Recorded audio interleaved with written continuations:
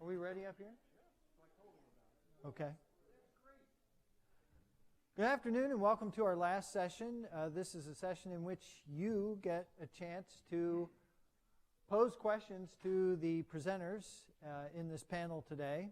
And I think we also want to express our appreciation for the work that they've done and the presentations that they put on too. And thanks for staying with us through the series of presentations. I hope you were stimulated in your thinking about everything from theology and philosophy to physics and biology and things beyond. So we'll just start. We have a roving microphone back there. Bennett Buick is kind enough to do that. And if you would just raise your hand and indicate that you have a question that you would like to pose for the panelists, we'll begin. Alan, you want to?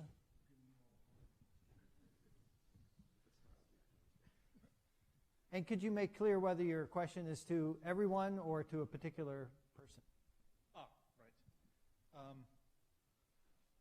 I suppose I have a general question for everybody, but the interest here is as it moves forward, this theistic science about making testable predictions and comments about where you think we're going to arrive at a point where some testable predictions can be made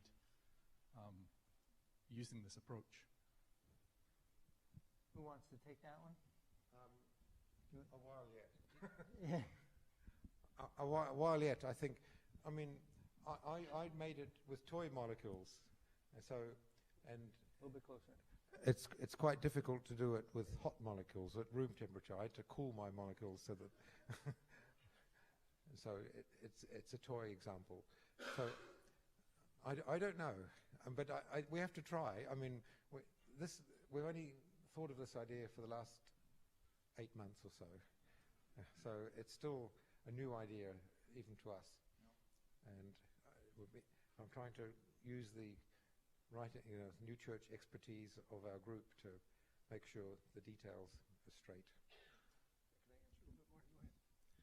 One thing I wondered if it probably cannot be tested in vitro because it's not in the human body. And Steve had something on that, right?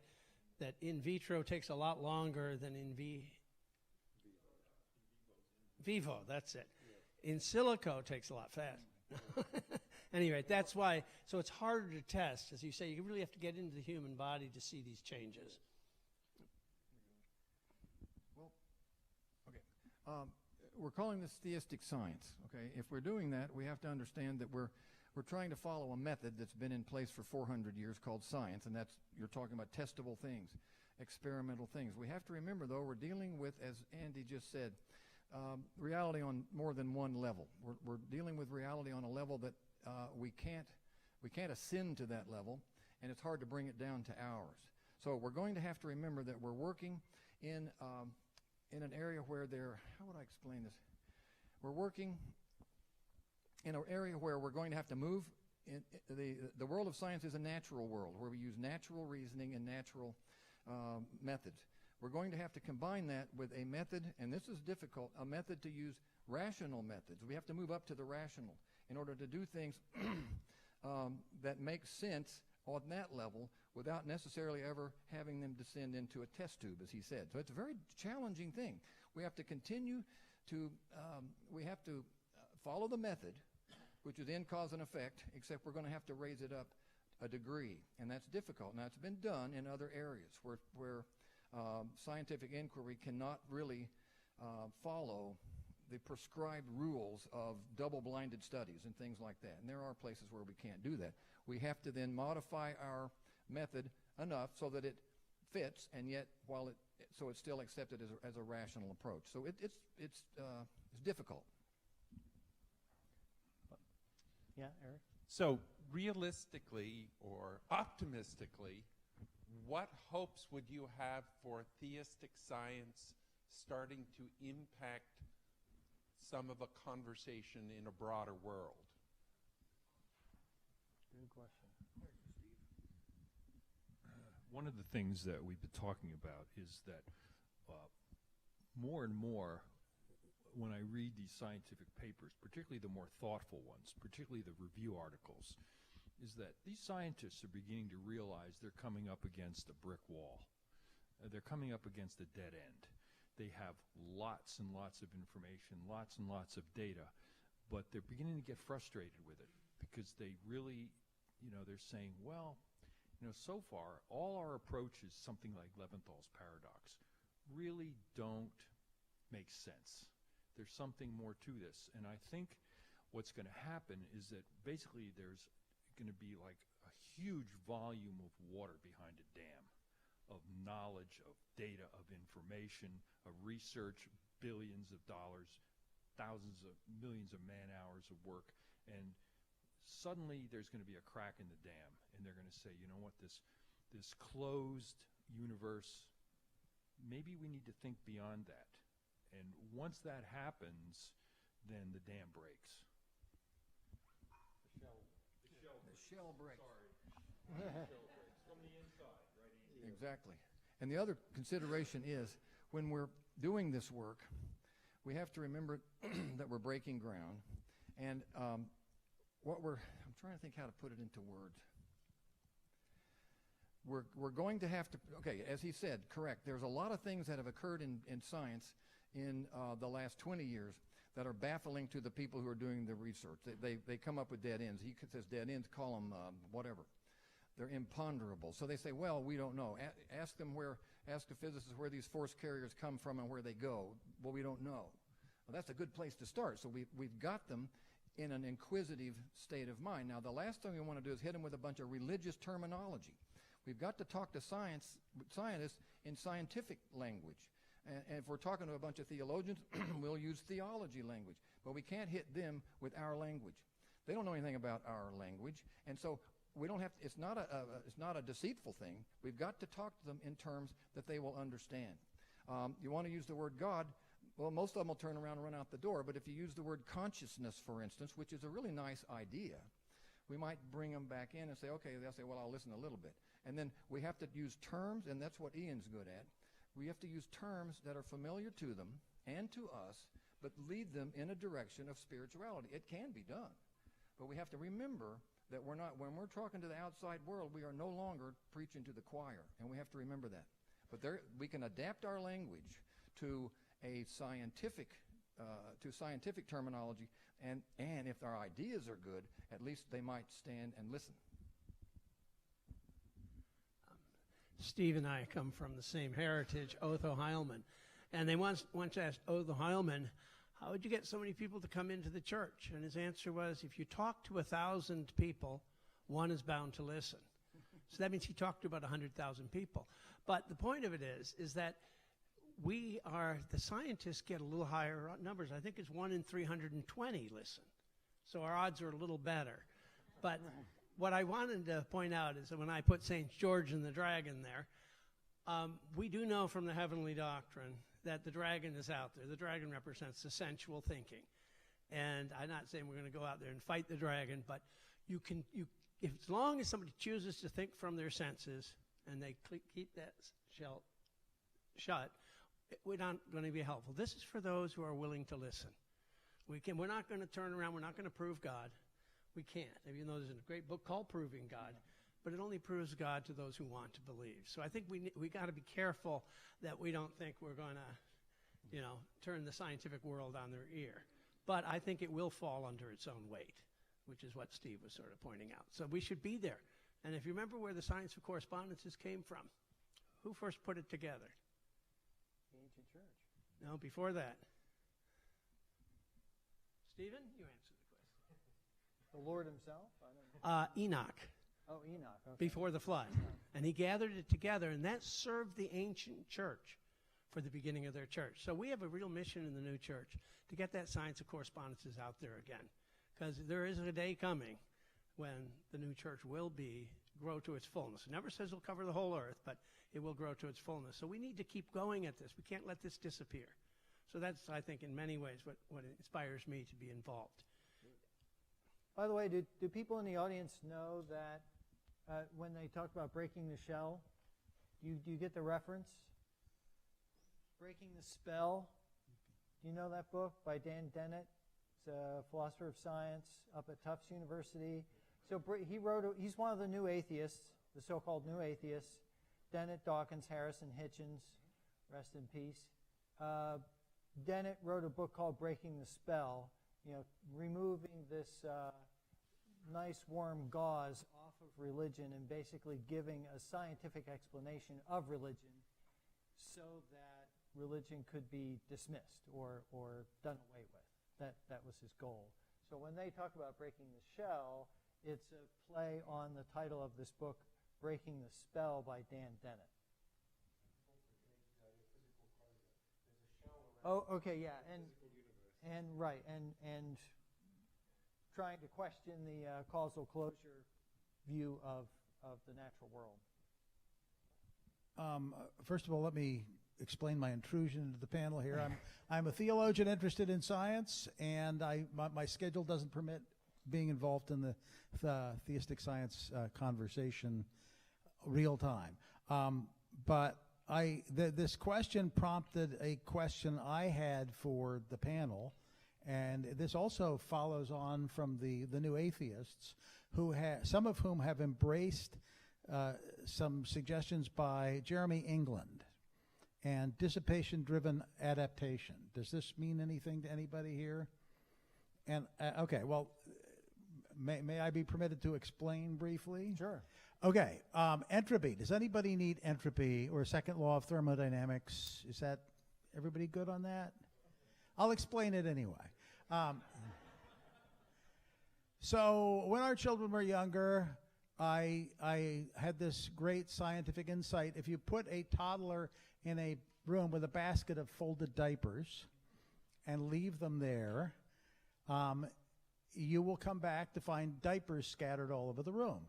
If you put a toddler into a room with diapers scattered all over the room, you're very unlikely to come back and find them all folded up and in the basket. That's entropy. And the universe is doing this all the time. But Jeremy England, just a few years ago, he was at MIT at the time. I'm going to back up, and several people mentioned Charlie Cole, and I'm going to allude to Charlie Cole again. And one of the things I remember sitting in this auditorium, him talking about, was the experiments during the 50s and 60s, I think, where they took the primordial soup and tried to electrify it and get life out. And it was only, they had some very limited success with very constrained conditions. Well, Jeremy England may be coming up with a solution to this. He says that when you have random assemblages of molecules exposed to energy, like light hits them, they tend to organize in such a way to dissipate energy, which is characteristic of life. And so he's saying it's just one of these sort of inherent physical laws of the universe that when you put energy into the system, it's going to self-organize. And all of the new atheists think this is great. Finally, we've got an explanation. And I'm just still, I don't know if, nobody else seems to know about this, but I'm still scratching my head. Why should self-organization be an inherent law of, it's just like, okay, we've got gravity. That explains why things fall. But we don't really know what gravity is. And now we've got this new principle that we can invoke lest we, well, anyway, this long-winded question or observation is targeted at the original question. It seems to me that there is an area into which what's being proposed here, he is doing exactly the same thing. He is modeling this in computers and getting some promising results. But it seems to me that this theistic science, whether we admit the theistic part or not, seems to be directed right at the same area, and it's, as you say, they're hitting a brick wall, they're mystified, and this kind of thing seems to me that it could address that. And maybe it dovetails with this dissipation-driven adaptation, or maybe it's a better model. But yes. Okay.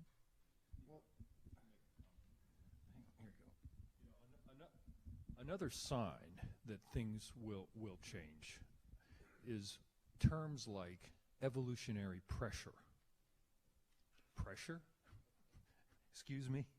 Evolutionary pressure? That makes no sense. This morning I had to fill the tires of my truck before Ian and I drove down because they were low, but I used a gas engine and a compressor. It's not evolutionary pressure. That's energy taken from gasoline and put in there. But evolutionary pressure, and they make all sorts of, if you read these books, we see these statements like evolutionary pressure all the time. Nature designed, nature desired, nature decided. Really? It does, if they ever really thought about what they were saying, they'd realize that it makes no sense. Just on entropy, I had Bracken Brown went down to Brazil for a month, and I was teaching his chemistry course, and I was teaching about entropy, and the book defined it as greater degree of freedom. Amazing. There is more entropy in the celestial heaven than there is in hell, because they have a greater degree of freedom and a greater degree of variety, and therefore they have a greater order. So our idea of entropy as being disorder is one way to look at it, but life shows it, and the writings speak of, what is it, analogous to freedom, even in the mineral kingdom, right? That's right, yes. Yeah. Okay. I think Max has a question. Well, someone probably has the microphone. Oh, right there, okay. Well, no, very little mention of the word mathematics and formulas and equations actually gets mentioned in this forum here, yet if we think all this science is based on physics, excuse me if it's not true, but it sort of sounds that way with molecules showing up on the screen and everything. It's all very mathematically based, okay?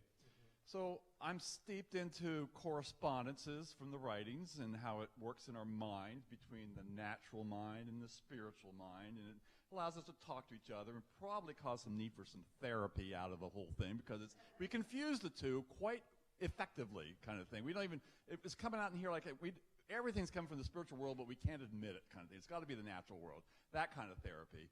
Well, the formulas are sort of the same way in mathematics. It's sort of like, if you really get into it, it's sort of like, it must be true because the math says it's true, kind of thing. And you need some therapy on the formulas to get over the, well, that thing isn't thinking about the mathematics, okay? I'm thinking about the mathematics, kind of a thing. So, and you saw it on the screen there with great videos on the molecules, the proteins assembling themselves and moving and things because it must be mathematically true, kind of thing. And there are great videos coming out of that kind of thing. I do the same thing. I'll be doing it in an hour, okay? So, much simpler. So, mathematics. Very little was said about mathematics and formulas in this, yet it seems so naturally correspondent between my mind and what's going on out while I'm pointing out there. I really probably point in the spiritual world. But if I'm going out in the physical world, okay, I'm just curious how much more thinking there goes on. Hey, Frank, there to Ben. So everything in the natural world or nature ought to be able to describe by mathematics, but nothing in the spiritual world. You can use mathematics to label things in the spiritual world, but the causes are not describable by mathematics. How things changed doesn't follow from mathematics. So I feel free to use as much maths as I want. In fact, I've hidden a lot of the maths. I could give you lots of equations about how I calculate the derivatives, the sensitivity, and everything. So there's a lot of maths behind the calculations I do, and I think even I can write down the Lagrangian with an extra factor, the adjustment factor. So I can write down all of physics in a mathematical way. But the goals, the target functions, have to come from outside of physics. So they're sort of dropped in by hand, so to speak. But given that, you have all of nature, and that's all mathematically describable. So mathematics is extremely useful, as you say, but there's a limit to mathematics. Well, Stephen Wolfram, the guy I talked about in my talk, who told us that great complexity, well, there it is right there. If you this makes a great doorstop, too. But I bought this because I read about it when it was, I think it was 2006. But I read it and I began to read in it something that fit my purposes, as I said in my talk. But this guy says, somewhere in here, that we look at nature and it seems very, very complicated. So we take things in nature and we try to apply our mathematics to model what we're seeing in nature. Okay, he says that's really the wrong way to go. Because he said the only things in nature we can actually model with our mathematics are the very simplest things. But the most complex things, we can't even approach we can't even approach mathematical modeling of it. So he says, actually, it should be the other way around. We start with simple mathematics. And this guy's a heretic in his own field. He says we start with simple systems, very simple systems, and then let them run until they create complexity. But he said if we start with complexity and then try to retrofit it to our mathematics, we're going to end up with complicated mathematics in some sense that the world is incomprehensible. But it's not, according to him. And after all, it is a big book, so he must be right. I beg to disagree. I knew you would. Kurt, we have a question. Respond to that? Yeah, sure. While you do that, Bennett, if you could make your way over to. Oh, okay, and then we'll go over that. I think this will be short. I'm teaching sacred geometry at the moment, and one of the things the sacred geometers like to do is distinguish between quantitative number and qualitative number. And quantitative number, I think, is what Ian is talking about. But there's even passages in the doctrine that talk about the qualitative numbers that are used in the spiritual world. So it's the quality of the number, not the number as an amount or a measure. And there's a whole different mathematics that goes along with that. And some of that's expressed in sacred geometry. But the idea is to lift the mind to the spiritual by the qualities involved.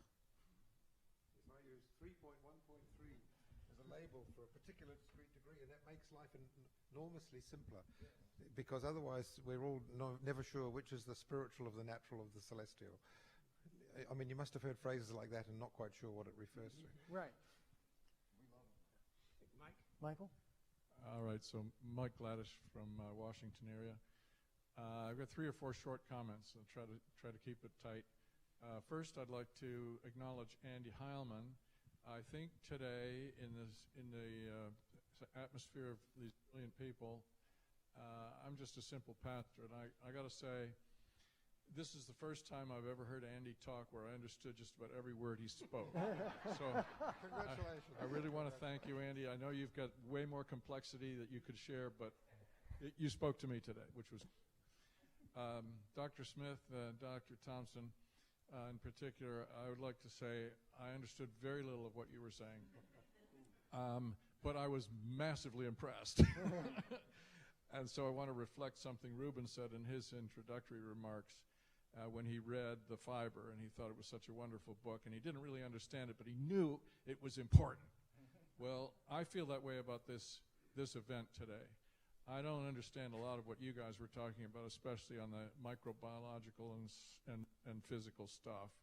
The quantum physics, I have no idea. But I have a feeling somehow that this event may be the most significant thing that's happened in this room or in this college for at least 50 years. And I think you guys have really started something important.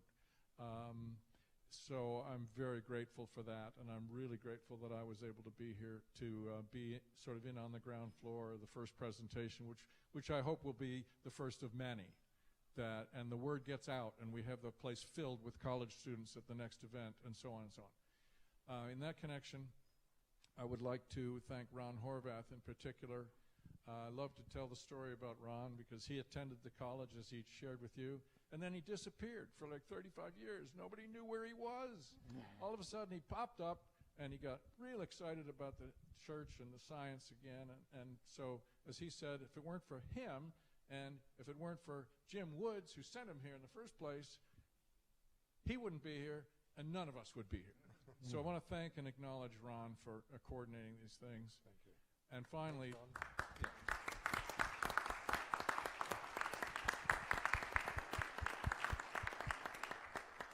and the power of remains, and they don't just come in babyhood. You know, we get remains all through our lives, even in college. Finally, I would like to just ask a question, and that is, would a simple guy like me, who doesn't understand Dr. Thompson or Dr. Smith, and just barely understands some of what Ruben says, would I be welcome and would I get anything out of your Monday meetings at the Theistic Science discussions? Because I'm now retired, theoretically, and maybe I could attend, but I don't want to come and just be lost. Well, our sessions aren't as erudite as you might expect. We talk about a lot of things. If it's 1 hour, at the present time, we meet for an hour on Monday. And we talk about these things, and each of us will pop up with an idea, and then we'll talk about it, and then we'll talk about other things. And it's just like anything else. It's like a book club. You stay on target most of the time, but you wander around. But the wandering around is very nice. We talk about new church ideas, and good ideas, weighty ideas. But like I said, it's not what you might think. We're not as smart as we look.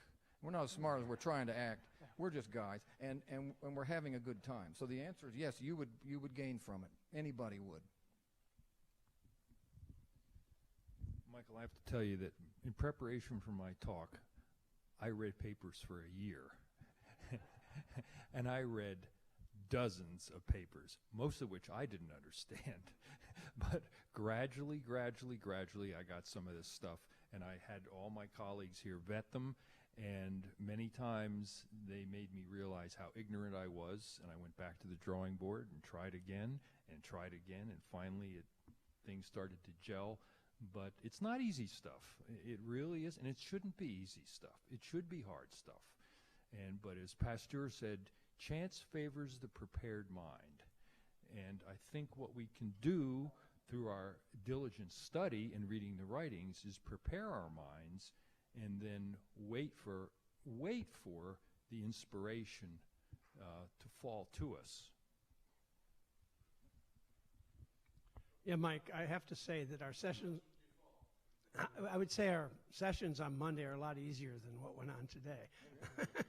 I think this is a culmination of a lot of study, especially the last two presentations were on a very specific scientific thing to show there is such thing as progressing with what the Heavenly Doctrine teaches us and get into what you might call cutting edge physics or biology or whatever.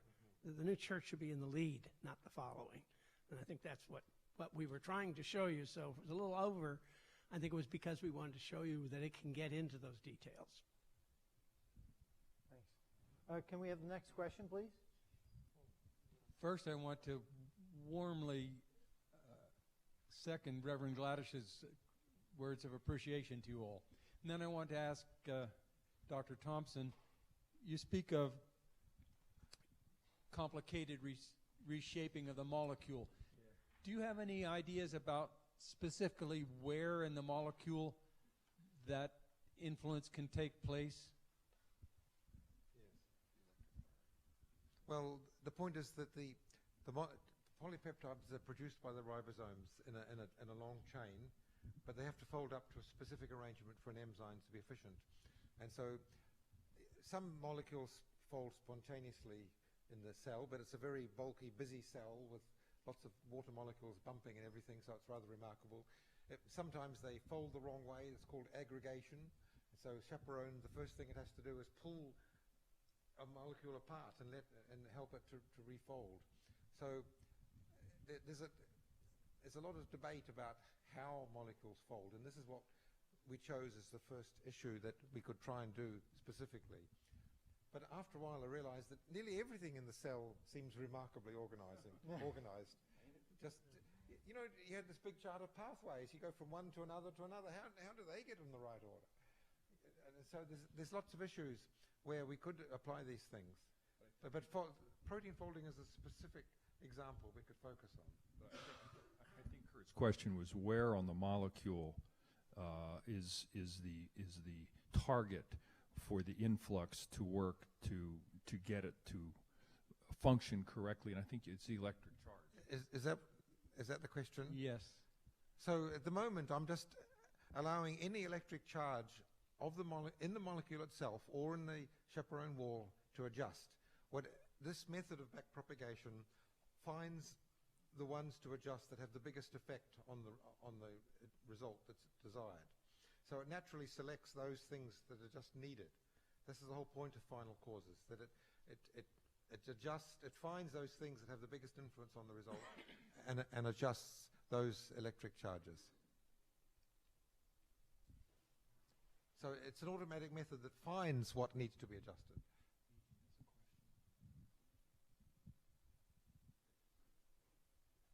Well, the man thank you. Is somebody else before me? Oh, okay.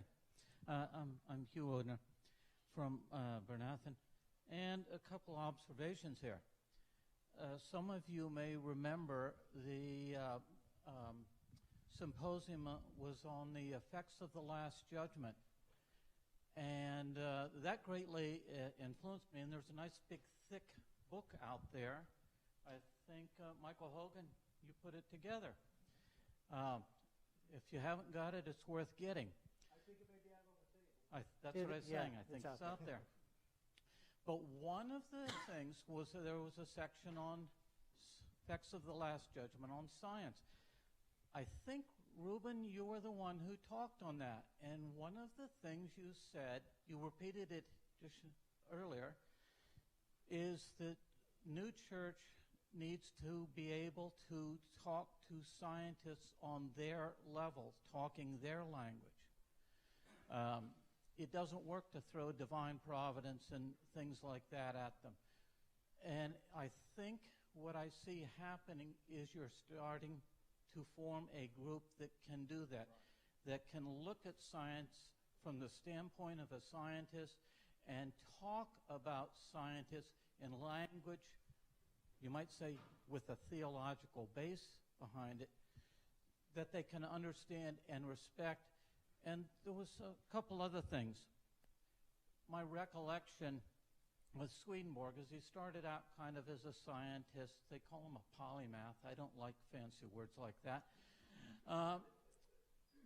But he started out as a scientist, philosopher, and my understanding is he was pursuing a direction, the seat of the soul, and came to a point where he couldn't go any further. I think what I hear some of you saying is that there are some scientists who are coming to that point saying, we can't go any further in this direction. So that is where the opening may come. Something else. I read Skeptic Magazine and Skeptical Inquirer. I read it regularly. And I actually appreciate some of the things they do, which is they debunk bad religion.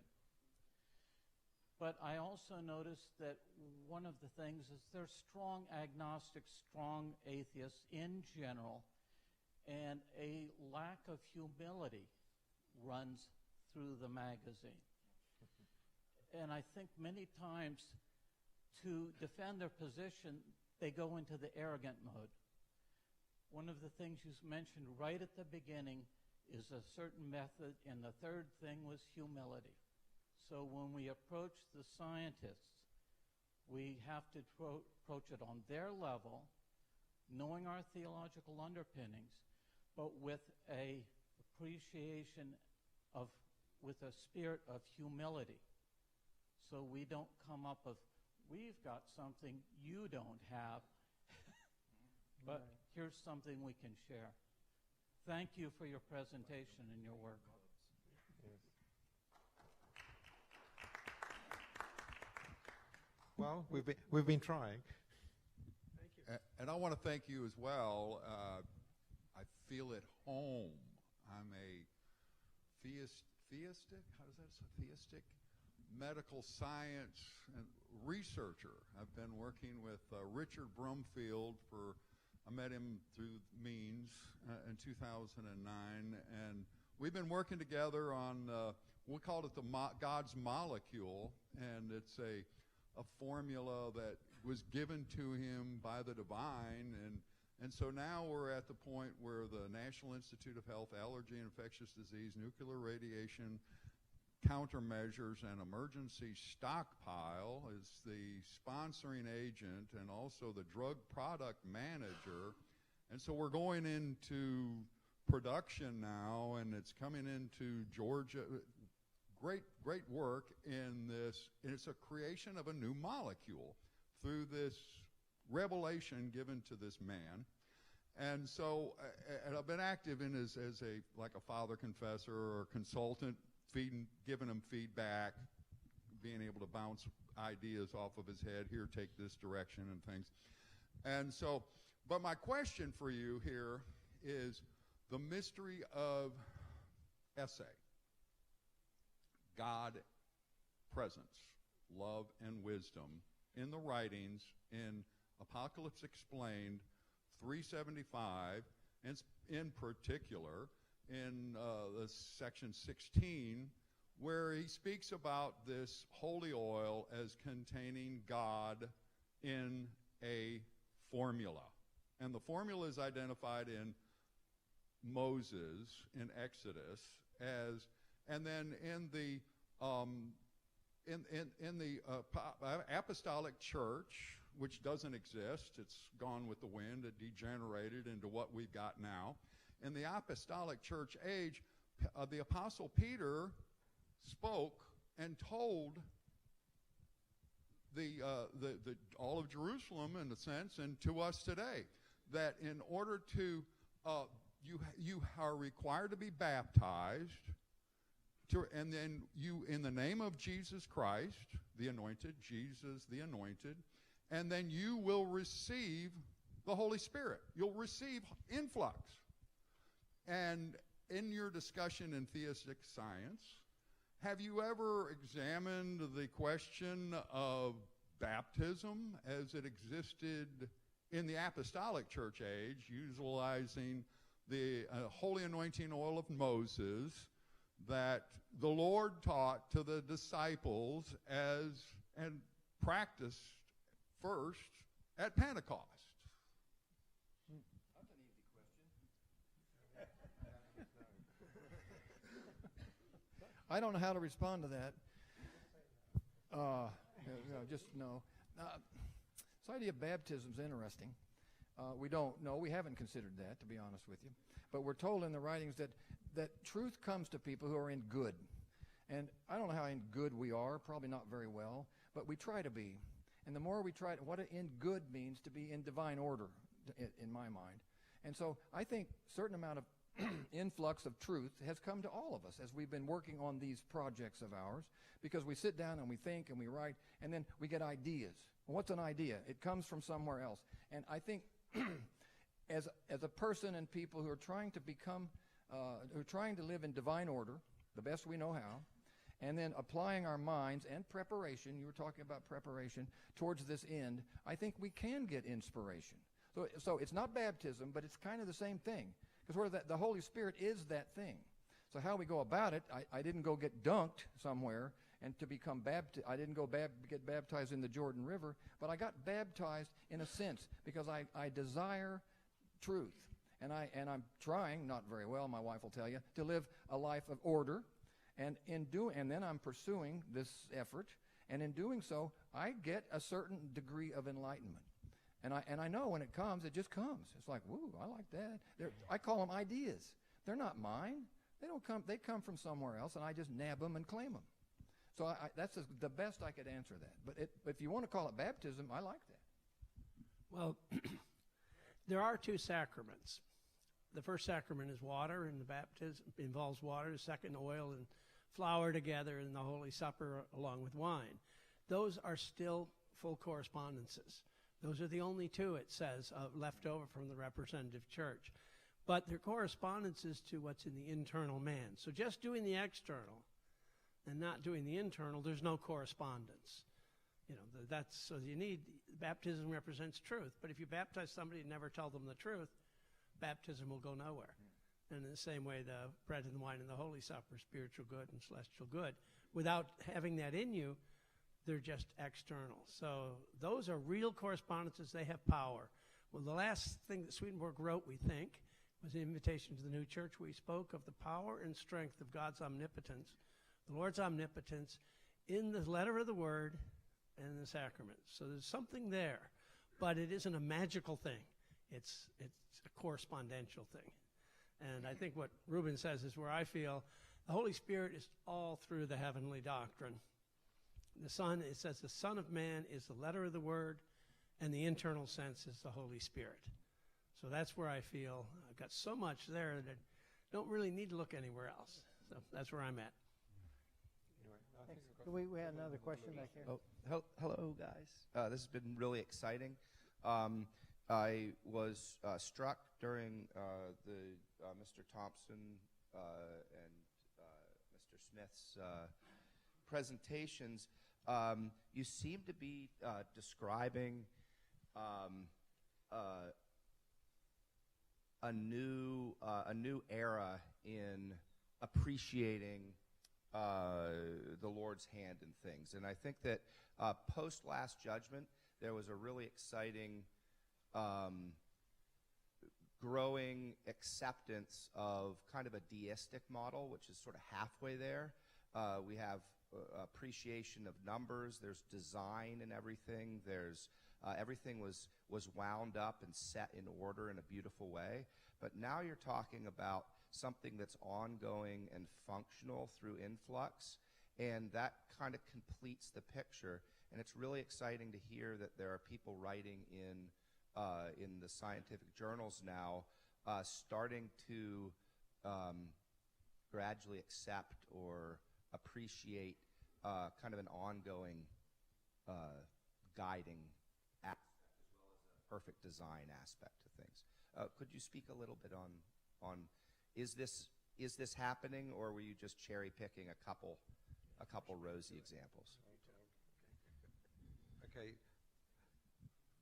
We've pushed what these people are doing because I talked about people varying the fine structure constant over the years. They still use a physical law to do it, so it still satisfies the conservation of energy. But we are taking something external, some influx from something outside the physical to change them, and therefore you don't satisfy this. So there's a difference of the physical closure is different. We're breaking the shell, they're not.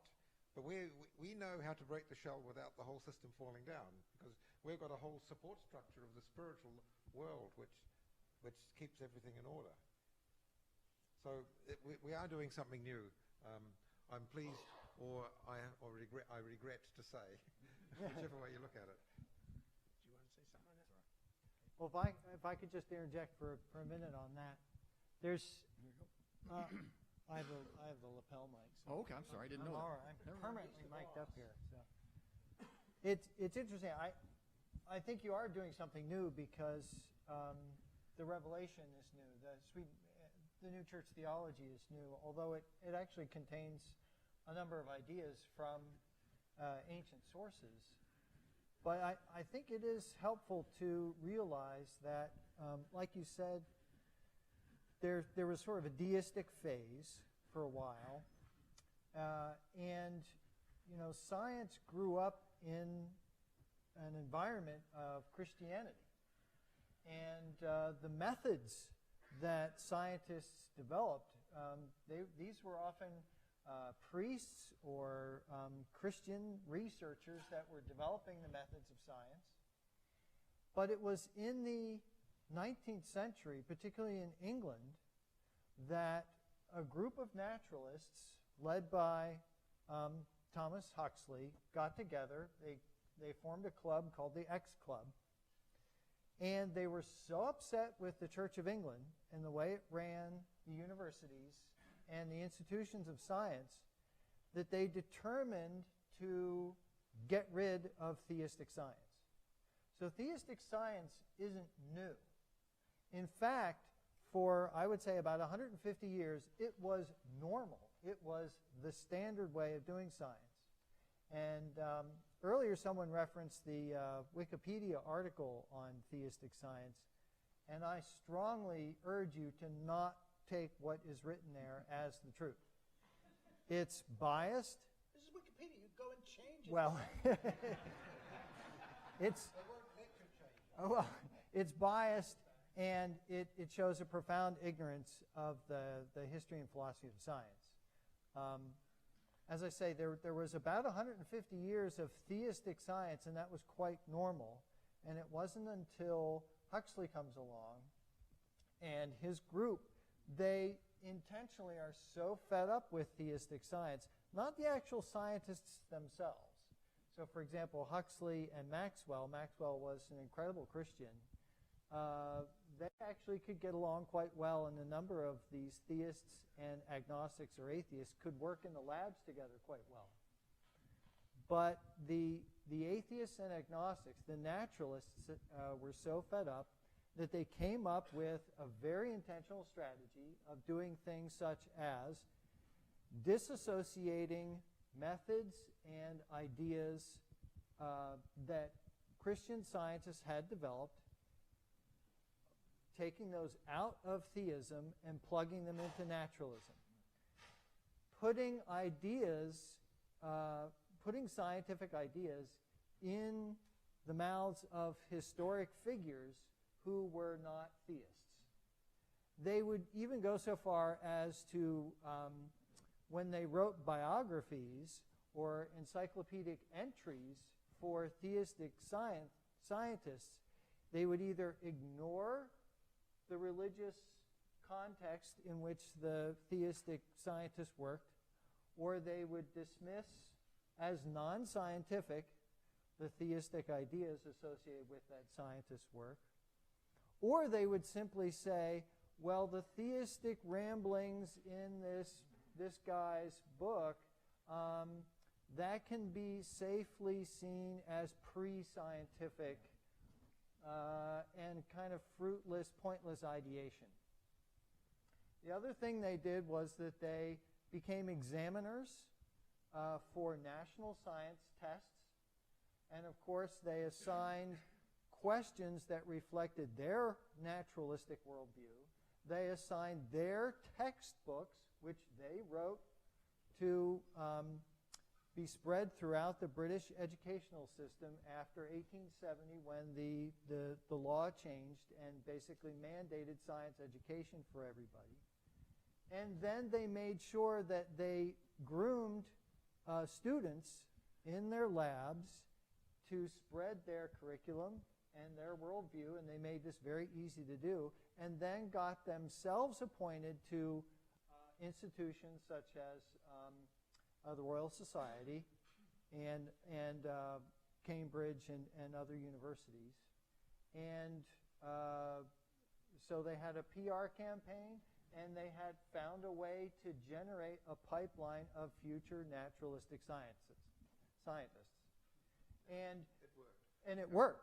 It absolutely worked. It took about a generation, and then it changed in England, and then that was exported to the United States, and that's another story about how it happens in the U.S. It's mainly through John Dewey, a very influential American philosopher. But and there are differences between the U.S. and England. But it's important, I think, one of the ironies of that story is that there was a later generation of Christian scientists in England who said, well, the new science that we're doing, it's favorable toward theism.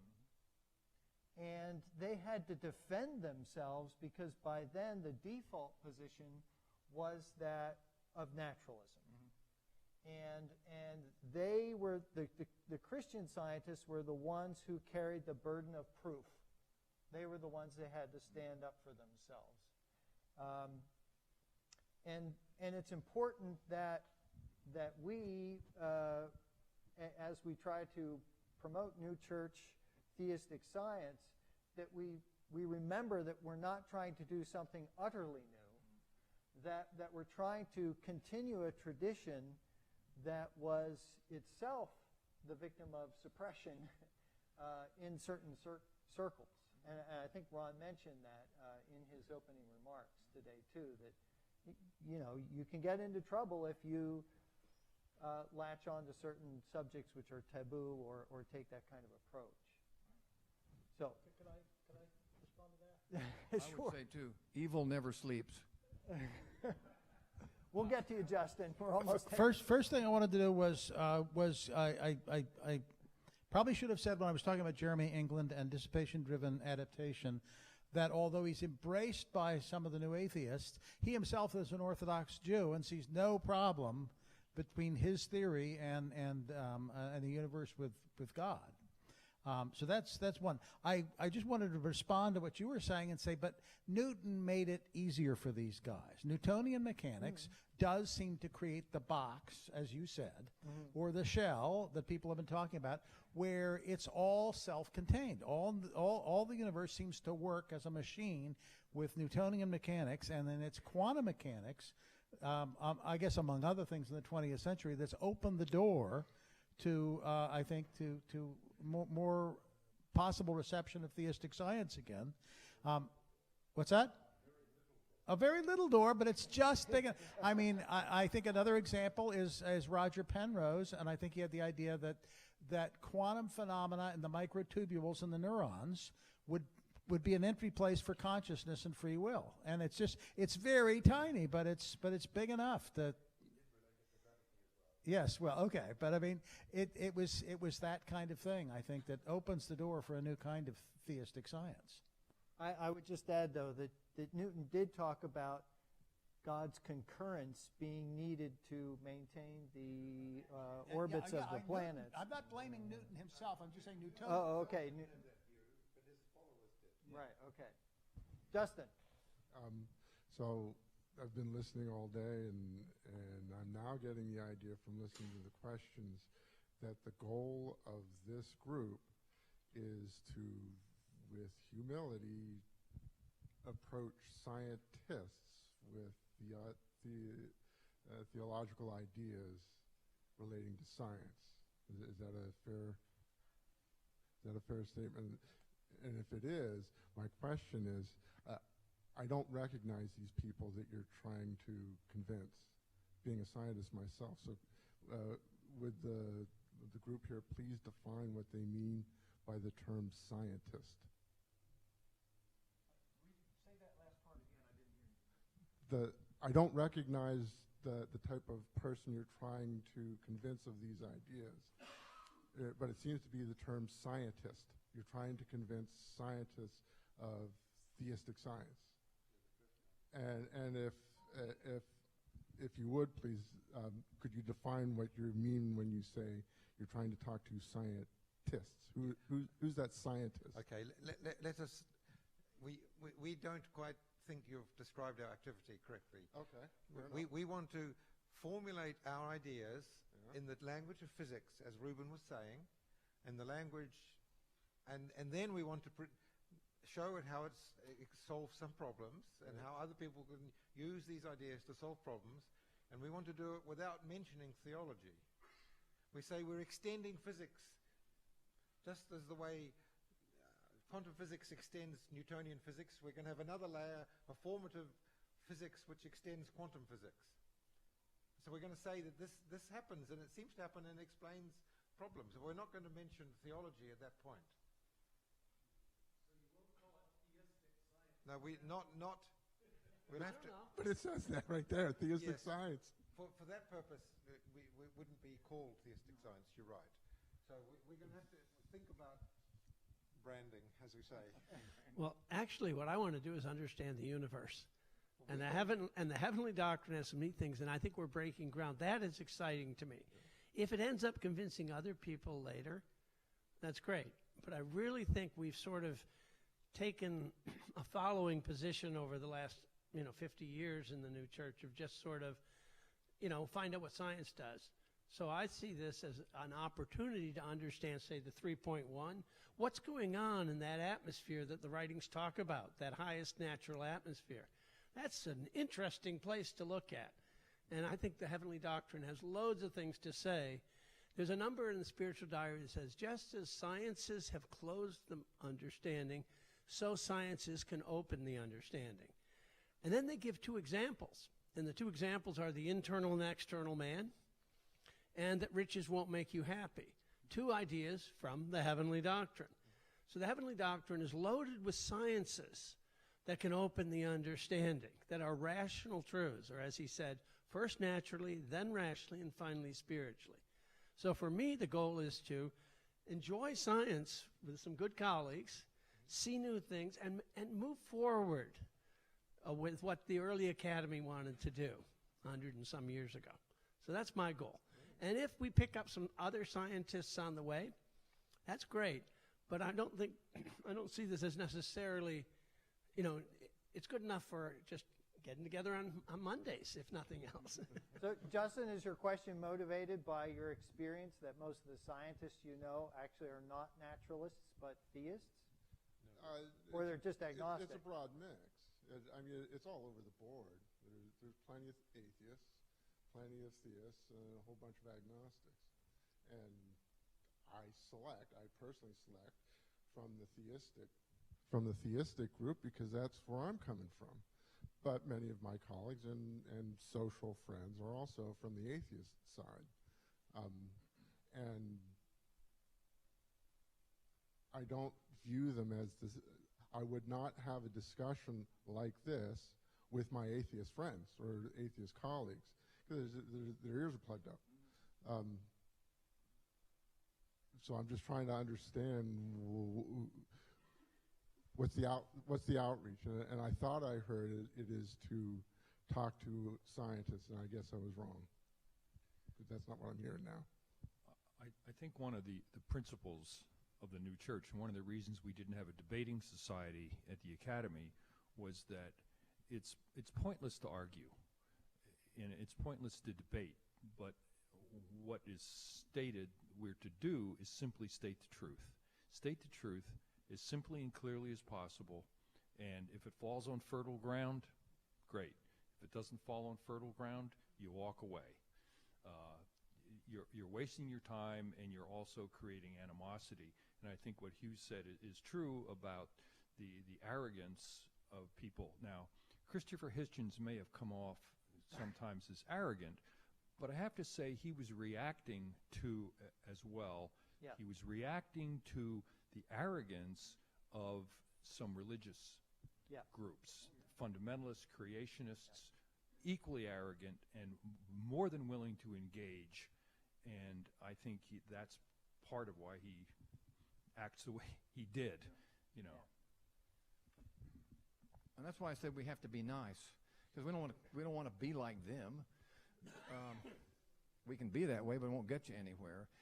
To maybe further answer your question, I think Ian answered it when he said what we could offer them is solutions to problems that they don't have in their own language. No, we couldn't have this conversation in front of a bunch of those people today, but that's not where we are. We're here.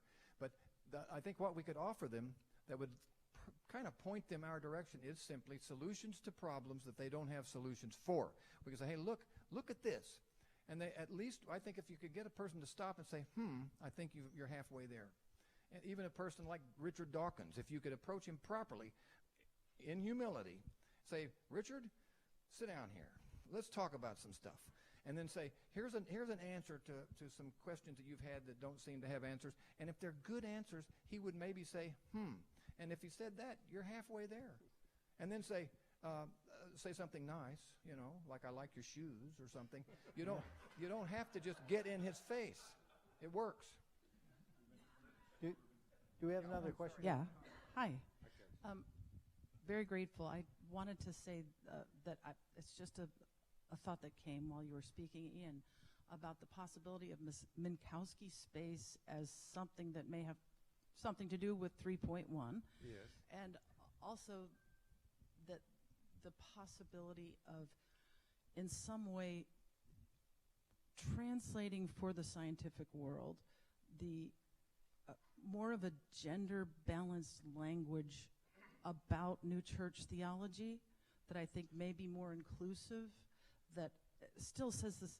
I don't know. I can't go any further on that one, but I'd like to just stick with Minkowski space. Mm-hmm.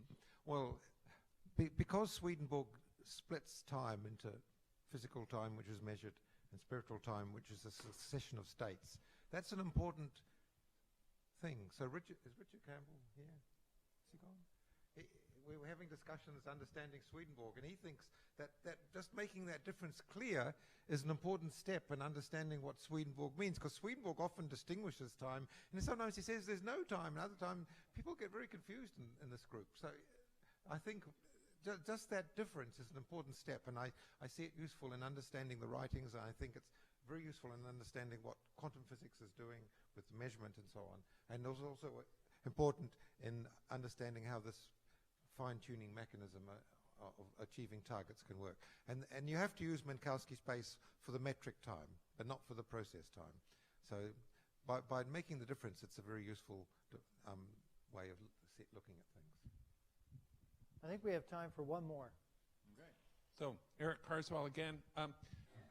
A challenge is, I think the heavenly doctrines say traditional Christian doctrine leads to naturalism. Yeah. So, if we say, look, you should join your traditional Christian doctrine to a scientific perspective, it's going to make a mess. So, it's the challenge of really you need to be able to combine both the new idea of who God is and how God works with, and this is how it could show up within a scientific framework, which maybe we're not allowed to use paradigms, but those are some major paradigm shifts, both theologically in terms of how you see God and then how you could see it. And I think the fact that we're trying to do what we can to have people see the theological stuff is great. And if you guys can work at can you see science slightly different with whether you use the word consciousness or something that has that opening, that's maybe how we're going to move things forward. But it's to realize it's a challenging issue based on where the Lord has led or allowed us to get as a civilization.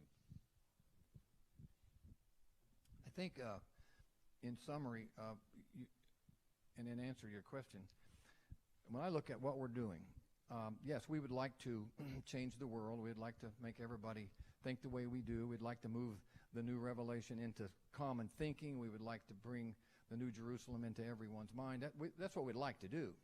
But what I'd like to do is for us just to continue what we're doing. We weren't doing it a very few years ago, and now we're doing some. I want to do more. It's like anything else that we do in life. No matter what your occupation is, you just do it. And you do as well as you can. And how it unrolls is really not up to you. How this unfolds is not really up to us. We're having fun, but it's important work. But how quickly it transforms the world, it's not up to me. I'm not in charge here. But I'm doing my part. And I think that's what it amounts to. And I'm real proud of what we're doing.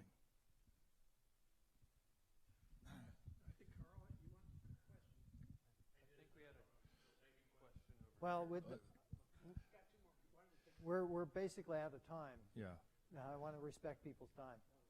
I just want to mention I was in the middle of putting a total hip in at one point, and I was just thinking out loud to myself at the operating table about how the will and the understanding are separate, and my Jewish atheist anesthesiologist at the top of the table was stunned, absolutely stunned at the thought of the will and the understanding being separate in the mind. And I could tell that this just had a tremendous impact on him. It just hit him. And I think that some of those people are much more receptive than Orthodox Christians, who I've never had any luck with at all. Yeah, one thing I would like to recommend before we close is read the writings. Unbelievable books.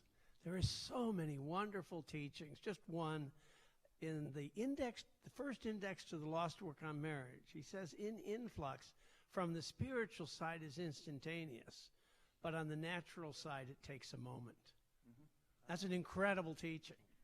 I mean, that's where time starts, when it comes into the natural. But there's just so many wonderful teachings. I just can't believe it. And that's what's been so much fun, is just being able to bring these teachings up, discuss them. And we have to figure out, we would like to expand what we're doing. We haven't quite figured out how we're going to do that, because we have sort of a freewheeling discussion, and you can get up to just so many. But we're trying to figure out some way to include more people, like Mike said.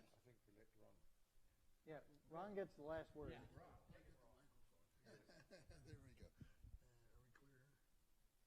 Yeah, let's get on. Okay.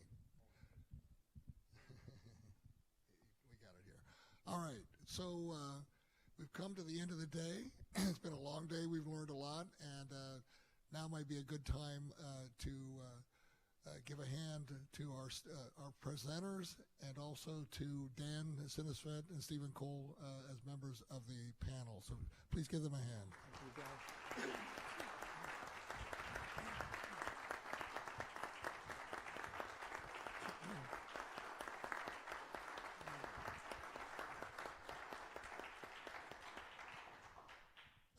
And also, as has been mentioned here, and if not, it should be, this was not meant to be just an intellectual exercise, but a call to action in research and opportunities for observations of spirit acting into nature according to the principles we've discussed today, and action across a wide range of scientific disciplines.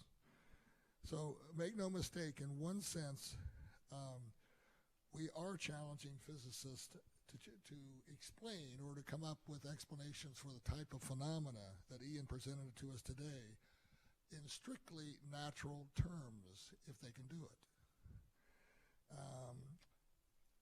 But not just for folding proteins. In a broader sense, we are offering a new paradigm to explain the processes, to explain why processes that shouldn't be happening at all are happening.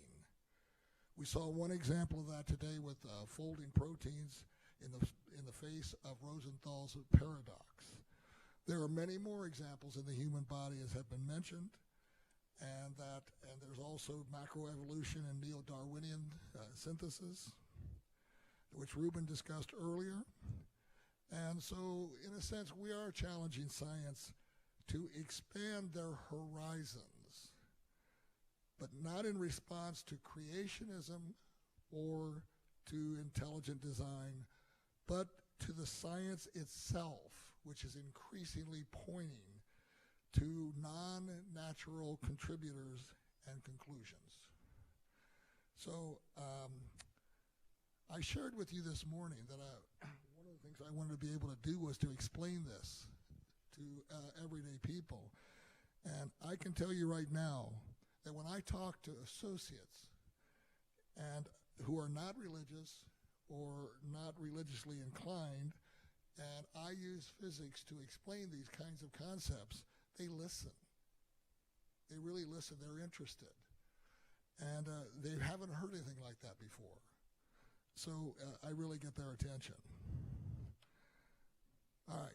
So that's the end of it here for now. I just want to let you know there's a list in the comments outside the hall here. If you want to sign up and indicate your level of interest, you can do so there as you leave. And we look forward to maybe being back again here in June for the New Church 2020 retreat. So thank you again for all coming. Thanks for sharing this day with us. We appreciate it. Thank you.